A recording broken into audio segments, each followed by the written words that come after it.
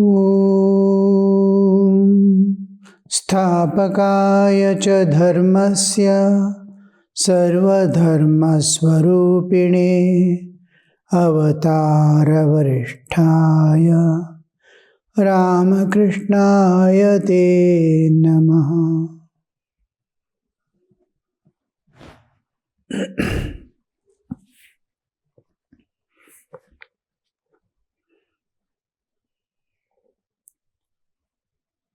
Master to Hazra, what are you doing?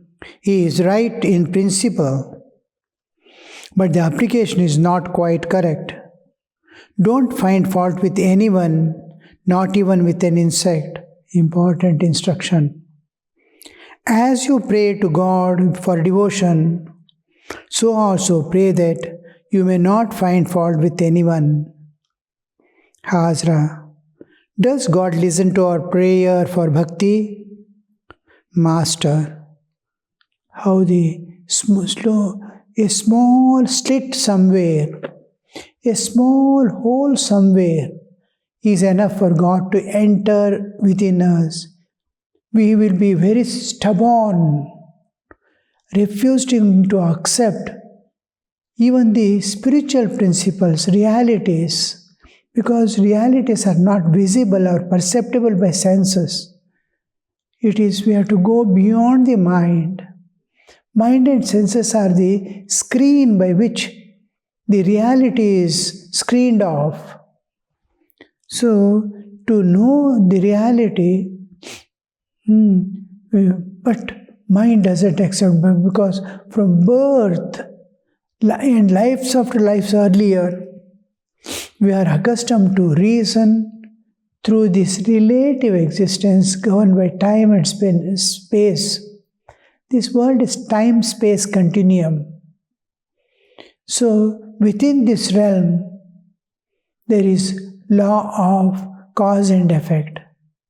For this chair is here, a particular cause is there, why it is here, how it is here, why this shape.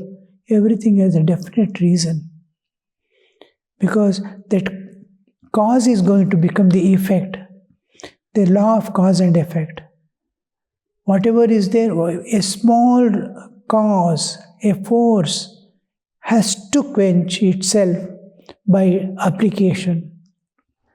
When it is applied and exhausted only. So any cause is a power. Cause is a force in action. So the effect is going to come.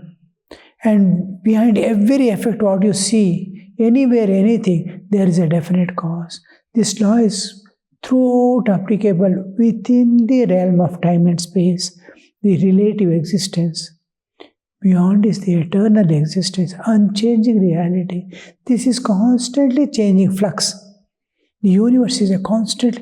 You look at yourself, your own bodily existence, how you are born as a single cell in the mother's womb, and how you are constantly changing, growing, coming out as a baby, growing to youth, growing to middle ages.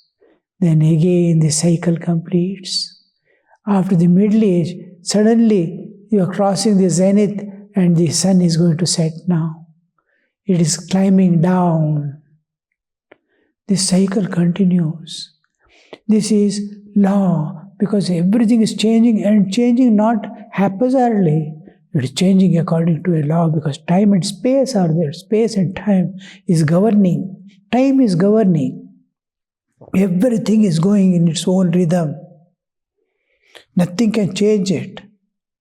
Your growth, your decay is according to time. It is registered. Everything is going on according to time. Look at the sun or moon's movements, or the earth's movement. The whole solar system is moving along with the sun. It takes 25,000 years to come back to its original position. And whole galaxy is moving. Whole universe is moving. All are in the expansive state of existence. It's going on expanding. It reaches the optimum and starts shrinking back, just like a pendulum. Pull and leave, it runs because of the gravity. It cannot stop. It goes to the other end. It cannot go continuously because gravity is pulling it back. Again it goes. It reaches the optimum, it comes back. As long as force is there, it is moving. So, like that, our life is, everything is changing here. Everything is applied. You can apply law of cause and effect anywhere.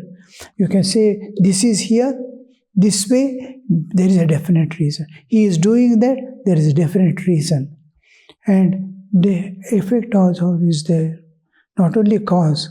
He is doing something wrong or good, there is a cause behind and there is an effect going to be there. Parinama. Karana and Parinama. So this law can be applied. You can reason out this perfect logic because it's law of nature. So logic can be applied, but it doesn't apply in the transcendental realm. Within the realm of time and space, you can apply. So here, the mind doesn't accept. God is there, it doesn't accept. I don't see. Because you don't see because it's pervading a substratum of existence of this universe. Can you see your mind? Can you see anybody's mind? You can see a brain. You can't see the mind. Can you see the consciousness? You can't see. You can see body, you can see movements, a person moving about, but you can't see the consciousness which is making it move. So, just because it is not perceivable by senses and mind, you cannot say it doesn't exist. So, to accept a thing which actually is and happens, but it is not there, is very difficult. So he doesn't want to believe in God and believe in Bhakti path. But there is, because these people, he is practically seeing Sri Ramakrishna practically demonstrating the Samadhi sthithis, which he has read only in books. Nobody has seen him entering into Samadhi. When he becomes still totally unaware of the external existence and bodily existence, that makes them easy. Feigning, is it some hallucination is experiencing? All these doubts start coming. God exists, it seems. It is his hallucination. Hallucination comes only when there is mind. They cross the barrier of mind and go beyond. Where this reasoning and this world or universe is not there. To the source of the universe we go.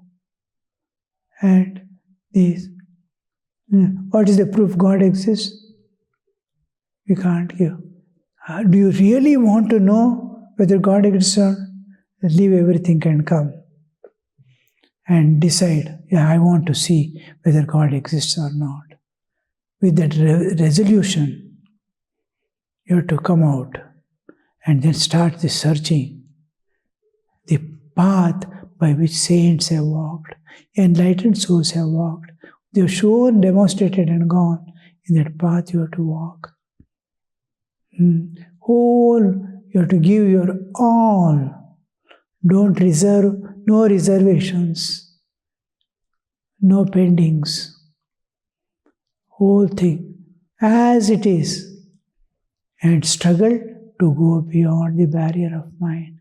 Within the mind you can't feel. Once you go enter the realm beyond the mind, then when you come back, you will see this world never existed. It was all one God, one homogeneous, seamless existence which was there and I was seeing exactly like dream. When you enter into dream, dream looks real, as if it is happening actually. When dream ends, nothing is there. When you wake up from dream, oh, wow, that was a dream. It never existed, never happened. So this same thing happens. Now to how to go beyond? Now we can't. God's grace.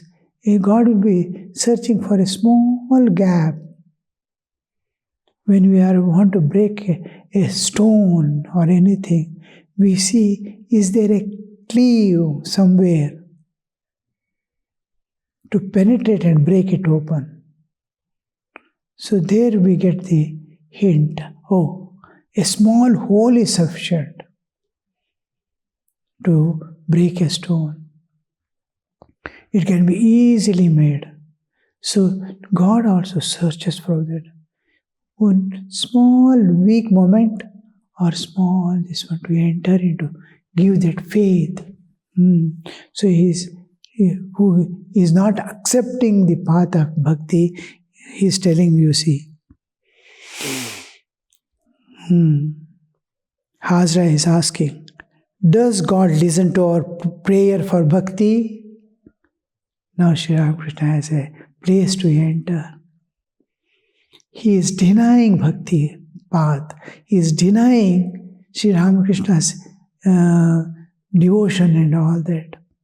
He is asking, does God listen? Because with aging, as we grow, in youth we don't care for anything. This world is and all. I can. I is there, very prominent and strong. As they go on, when the zenith is past, the mid-age is past, when the downward flow becomes aware, oh, I am moving towards the grave now. Fast will be sunset. So what next? What next? Am I going to continue? Is there life existing? The search begins. But by the time energy is lost, all the energy is lost in the youth, in search of the enjoyments, in process of enjoying, in process of earning for enjoyments. So in that process they lose all strength, energy, vitality. And then when old age comes, they neither can renounce nor can love, because they are overpowered by the samskaras they get. So helplessly they end their life to continue again. Man suffers and dies to continue again. So here is, does God listen to our prayer for bhakti? How the prayer, God praying, and for bhakti, all that he was denying, God he was denying with form. Thus God has come into picture. Listen to prayer he was not there. And bhakti, he was against bhakti. Master, surely. Look at the words, surely. With affirmative. I can assure you of that 100 times. What more does man need? An enlightened soul, if you call him a normal human, or if you accept him as an incarnation of God, God himself is giving out that truth. 100 times I vouchsafe to you. I assure you of that 100 times, but the prayer must be genuine and earnest. There is a clause. Always, every assertion, every assurance goes with a condition. Krishna says, I will take care of you entirely. Yogakshemam Vahamyaham. But gives a cause behind, clause behind. Think of me, Nirantara. That one condition. All actions, whatever you do, it must be offered to me. Then Yogakshemam. All activities, whatever you do, and offer it to me, constantly think of me, I will take care of you.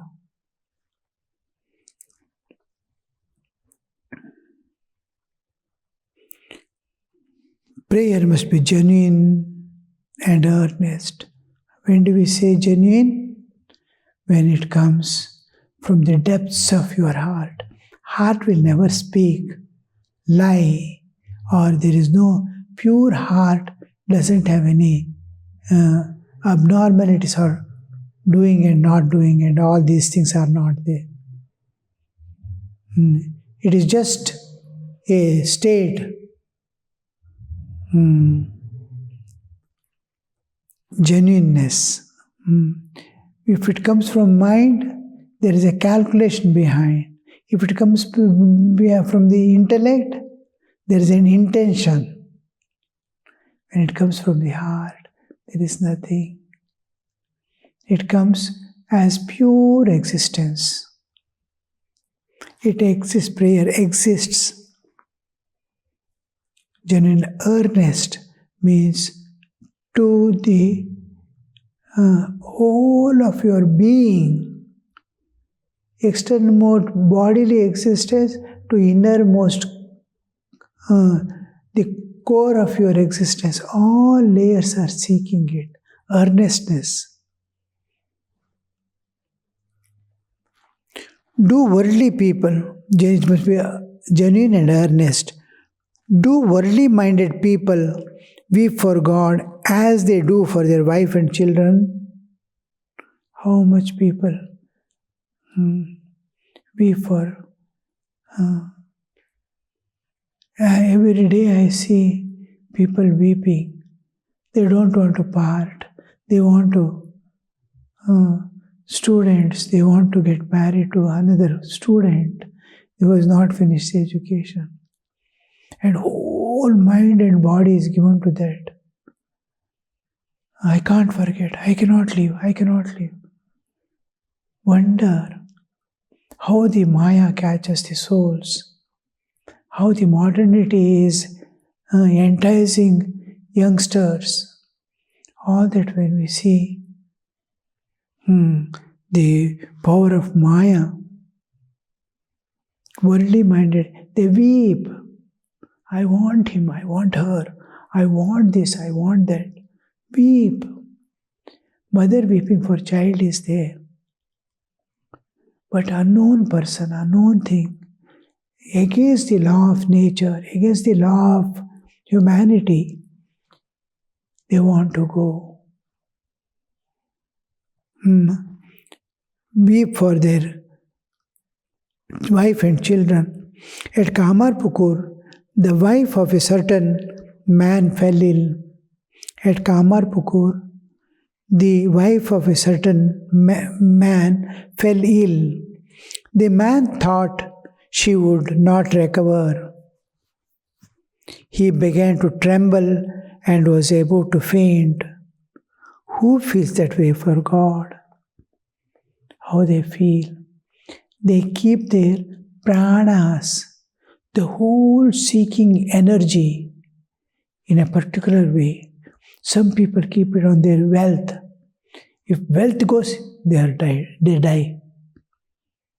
If wealth goes away, their whole mind, body, the pranas, energy that sustains life is kept there on that object. Wife, if wife dies, I am not there. If husband dies, I am no more here in this life. That kind of, for wealth and anything. that they are kept their pranas there. So if she becomes, he is going to faint, you see. Do we really feel that way? I cannot exist without God. I must have no, or I will die. That's called longing, yearning for God, longing for God. In Sanskrit, we use the term Vyakulata. Who feels that way for God? Hazra was able to take dust of the master's feet. Master shrinking. What is this?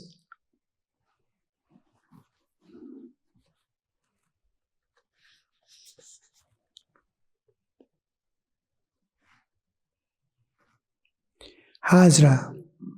Why should I not take the dust of his feet, who has kindly kept me with him? Sri Ramakrishna invited him to be with him. Master, satisfy God and everyone will be satisfied. Tasmin tushte jagat tushtam. The satisfy, Sri Ramakrishna is telling, satisfy God and everyone will be satisfied. A saint was telling a girl,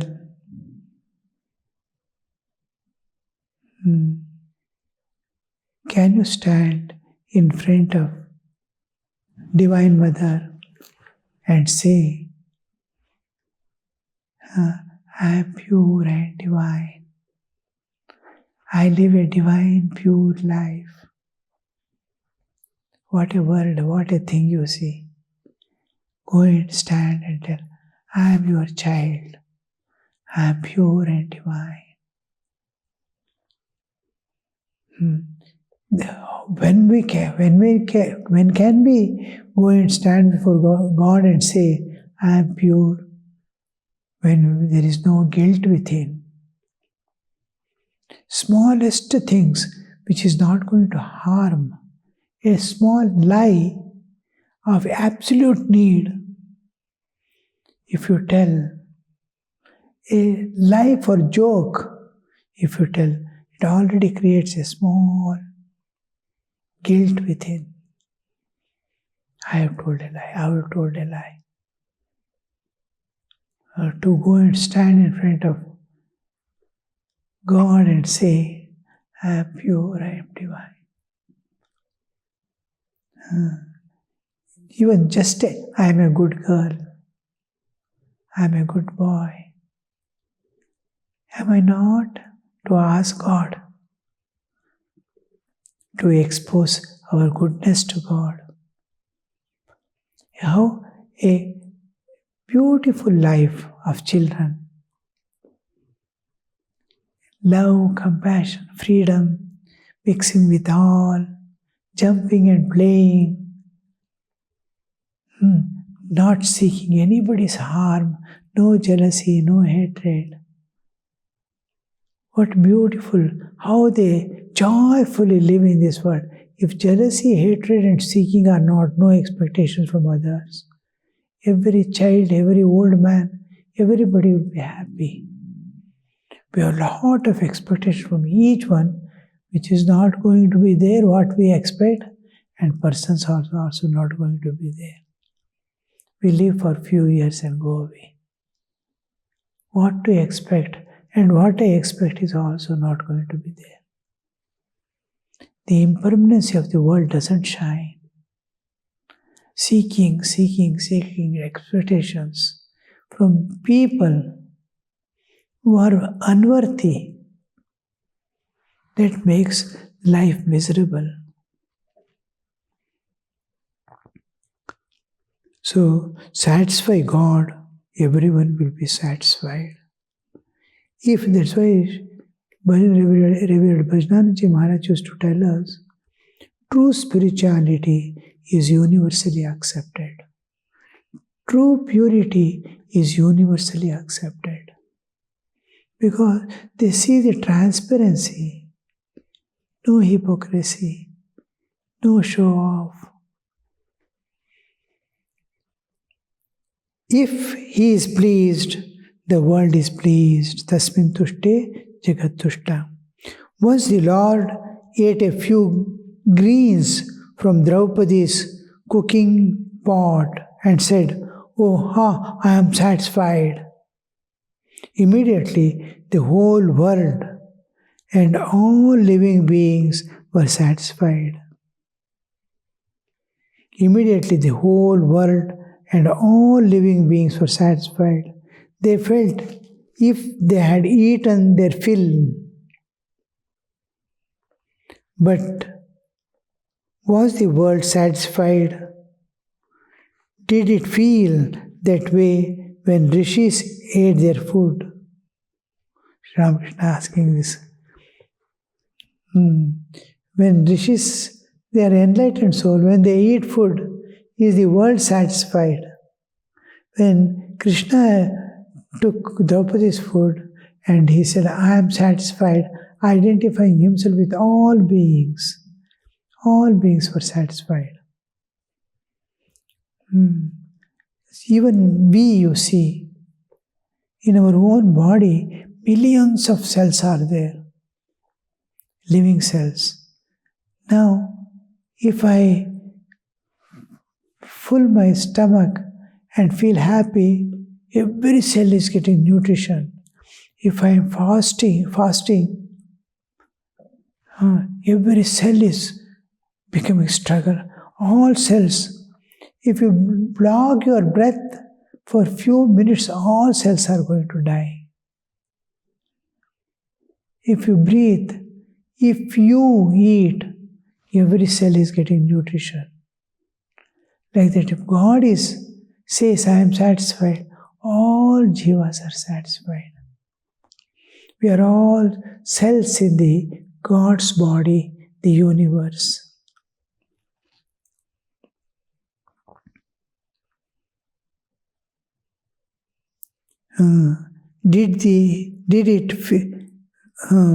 But was the world satisfied, or did it feel that way when rishis ate? When God ate, they could experience that. But when rishis ate, though they were enlightened, it was because thus God being satisfied, everything is satisfied. Om Shanti Shanti Shanti Harihi Om Tat Sat Shri Ramakrishna Arpanamastu.